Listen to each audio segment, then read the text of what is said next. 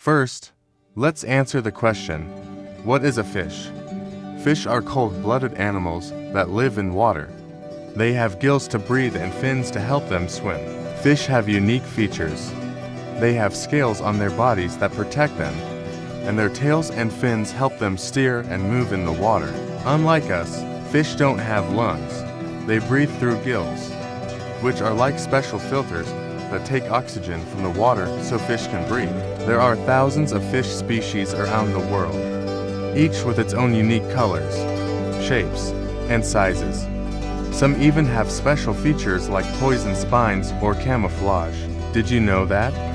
Some fish can change colors to hide from predators, and others, like the flying fish, can actually glide through the air to escape danger.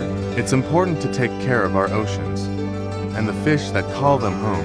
Pollution and overfishing can harm these amazing creatures. Let's do our part to keep their home clean and safe.